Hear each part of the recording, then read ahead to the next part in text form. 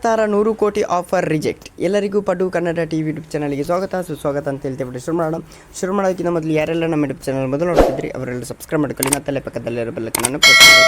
ಸದ್ಯ ನಟ ಯಶ್ ಅಭಿನಯದ ಟಾಕ್ಸಿಕ್ ಚಿತ್ರಕ್ಕಾಗಿ ಎಲ್ಲರೂ ಎದುರು ನೋಡುತ್ತಿದ್ದಾರೆ. ಆದರೆ ಈ ಬಗ್ಗೆ ಸಾಕಷ್ಟು ಸೀಕ್ವೆಲ್ ಮಾಡಲಾಗುತ್ತಿದೆ ಏನೋ ತಪ್ಪಾಗಿದೆ.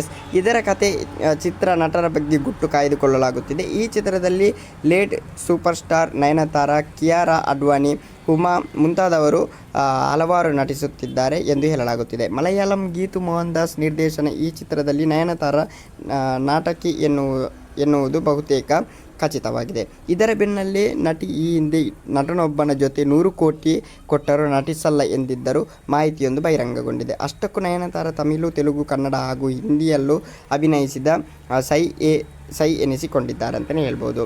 ದಕ್ಷಿಣ ಭಾರತದಲ್ಲಿ ಅತಿ ಹೆಚ್ಚು ಸಂಭಾವನೆ ಪಡೆಯುವ ನಟಿಯಲ್ಲಿ ನಯನತಾರ ಕೂಡ ಒಬ್ಬರು.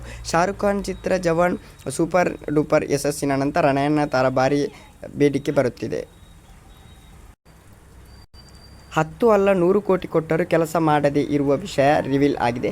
ಅಷ್ಟಕ್ಕೂ ಆ ನಟನ ಹೆಸರು ಸರವಣನ್.